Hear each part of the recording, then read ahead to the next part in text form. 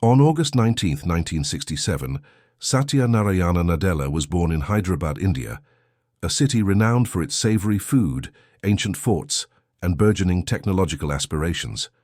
He came from a Telugu middle-class family. Bukapuram Nadella, Uganda. His father held high government posts and was a civil officer in the Indian Administrative Service. Prabhavati, his mother, taught Sanskrit. Satya never dreamed that he would one day be in charge of one of the most significant technology businesses in the world, despite growing up surrounded by books, discipline, and an underlying expectation of perfection. Satya had a natural curiosity about how things operated from an early age, not simply electronics or machines, but also people, procedures, and systems. He went to the Hyderabad public school in Begumpet, which had produced other notable figures in the computer industry.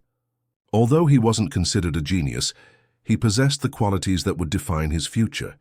He always questioned why, pondered deeply, and listened more than he spoke. He attended Manipal Institute of Technology to obtain a Bachelor of Science degree in electrical engineering.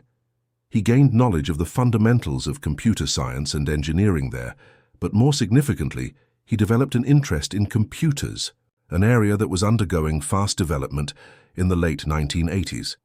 His drive brought him to the United States, where he attended the University of Wisconsin-Milwaukee to obtain a master's degree in computer science. The change was revolutionary rather than merely academic. It introduced him to Silicon Valley's entrepreneurial culture, the fervor of American creativity, and the unadulterated potential of software. He started working at Sun Microsystems after earning his degree. However, he made a choice in 1992. That would change the trajectory of his life. He joined Microsoft. Microsoft was a burgeoning empire at the time. The business already controlled the personal computer market under Bill Gates. However, Satya didn't come in as a visionary or an executive. He began at the bottom, working in the trenches, developing code, and learning the ins and outs of Microsoft as a young engineer. Over the next 20 years, he would rise through the ranks of the company, not by charm or grandiose announcements, but by steady delivery, technical mastery, and a unique emotional intelligence. He oversaw significant initiatives like the creation of Azure, Microsoft's cloud computing platform. Satya forced Microsoft to make significant investments in cloud technology at a time when rivals like Amazon were making rapid progress. His direction had a key role in turning Microsoft from a software business into a dominant force focused on mobile and cloud computing. He thought that platforms, services, and cross-platform digital experiences would be more important in the future than PCs or Windows alone. However, Satya's ascent was more than merely technical. It had a philosophical bent. He questioned the company's internal culture, which had grown inflexible and egocentric. He popularized the concept of empathy. Motivated by the work of psychologist Carol Dweck, he discussed the importance of having a growth mindset.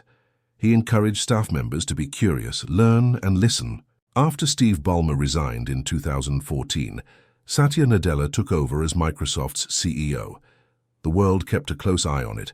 Once a powerhouse, Microsoft was now viewed as being antiquated, sluggish, and missing the innovation wave. However, Satya had an idea. His initial public statement as CEO was unexpected. He sent a sincere email to every Microsoft employee, focusing on purpose rather than revenue or merchandise. "Why do we exist?" he inquired. His response was unambiguous: to enable all individuals and organizations worldwide to accomplish more. This wasn't a catchphrase, it was a change. Microsoft adopted open source under Satya's direction, which was previously unimaginable. It introduced new tools like Visual Studio Code and GitHub integration, worked with developers, and released important technology for Linux. He concentrated the company's efforts on subscription-based services like Microsoft, Teams and Office 365, cloud computing, and artificial intelligence. By strategically bringing LinkedIn within Microsoft's purview, he increased the company's presence in corporate data and professional networking. However, Satya provided humanity in addition to strategy and wealth.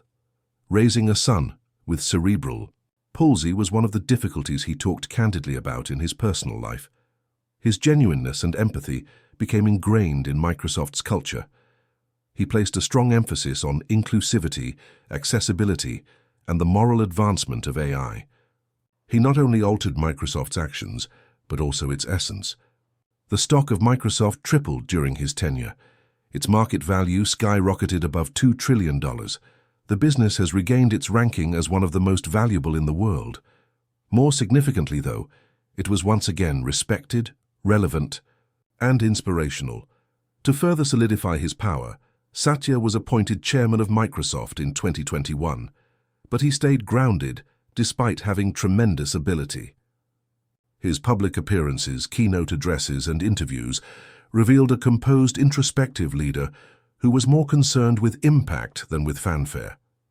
He frequently brought up his lifelong passions of cricket, poetry, and philosophy. He supported resilience, humility, and lifelong learning. The leadership style of Silicon Valley CEOs is very different from Satya Nadella's. He doesn't act brazen or pretentious. He pays attention. He adjusts. He is an empathetic leader. By doing this, he has established himself as a new kind of leadership that is based on compassion and intelligence. He oversaw Microsoft's quick expansion of Teams during the COVID-19 pandemic, which allowed millions of people globally to work remotely and take online courses. During one of the busiest times in Internet history, he made sure Microsoft's cloud infrastructure stayed secure and functional. He also made a strong commitment to sustainability, promising that Microsoft would eliminate all of its carbon emissions since its founding in 1975 by 2050 and become carbon negative by 2030. These are not merely platitudes. They are supported by accountability, technology, and investment. According to Satya, technology needs to be reliable in addition to being strong. He has discussed the significance of creating moral AI, safeguarding user privacy, and making sure that innovation benefits everyone, not just the wealthy. Satya Nadella is in the middle of a global shift toward artificial intelligence, cloud computing, and mixed reality. As a steward of possibilities, not as a master of the future. Our industry only respects innovation. It does not respect tradition, he once stated. However, Satya has demonstrated that ideals must direct innovation. Millions of people are still motivated by his personal tale. As a global IT leader and cricket enthusiast from Hyderabad, he serves as a reminder that purpose is more important for success than intelligence alone. The legacy of Satya Nadella is constantly being shaped.